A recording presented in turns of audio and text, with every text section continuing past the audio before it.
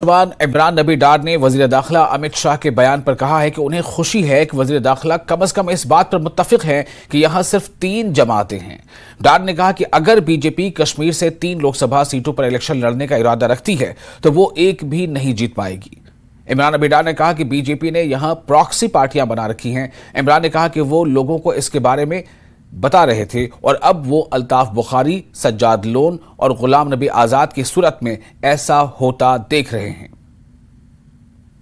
देखिए, इससे पहले भी ऐसे बहुत स्टेटमेंट्स आए हैं और हम बार बार ये बोल रहे हैं कि इन स्टेटमेंट्स के पीछे कोई जस्टिफिकेशन नहीं है। हमने लास्ट टाइम भी बोला था कि आप अगर हमारे बारे में, हमारे लीडरशिप के बारे में क्वेश्चंस कर रहे हैं, आप ये भी देखिए कि हमने कितना काम किया और हमने व्हाइट पेपर भी इजरा किया था, उसका जवाब भी अभी वहां से नहीं आया। अब जो आज लेटेस्ट स्टेटमेंट आया है अमित शाह साहब का, मैं खुश हूं इस पे। उन्होंने एतराफ किया कि बीजेपी एटलीस्ट कश्मीर रीजन में कहीं वजूद में नहीं है। जो हम बार बार कह रहे थे कि बीजेपी का कैंडिडेट अगर कश्मीर की 3 सीटों में कंटेस्ट करने उठेगा, उसका सिक्योरिटी भी डिपॉजिट ये नहीं मिलेगा, जब्त हो जाएगी। और पीडीपी ने वजीर दाखिला के बयान पर रद्द-ए-अमल जाहिर किया है। पार्टी के तर्जुमान मोहित भान ने बताया कि बीजेपी ये कहकर आम लोगों की तवज्जो असल मसाइल से हटाने की कोशिश कर रही है कि कश्मीर को कांग्रेस, एनसी और पीडीपी की खानदानी हुक्मरानी का सामना करना पड़ा है। भान ने कहा कि पीडीपी को यकीन नहीं है कि इस साल असेंबली इंतखाबात होंगे, क्योंकि बीजेपी जानती है कि वो इन इंतखाबात में हार जाएगी।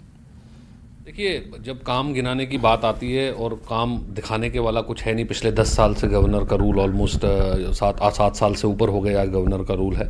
कितनी महंगाई है, हर नौकरी में, हर जहाँ पे भी कोई टेंडर है या कोई चीज़ का काम है, जो या नए हमारे नौजवान स्टूडेंट हैं, हर किसी चीज़ में स्कैम है। बेरोज़गारी में हम इंडिया में नंबर 2 के ऊपर हैं। तो अभी तो आज इन तीनों पार्टियों में से या इन तीनों परिवारों में से कोई रूल नहीं कर रहा है। और मैं समझता हूँ कि जो मौजूदा सरकार है, इन्होंने जो अपनी पहली मेंबर पार्लियामेंट की लिस्ट घोषित की, उसकी ओर नज़र देनी चाहिए।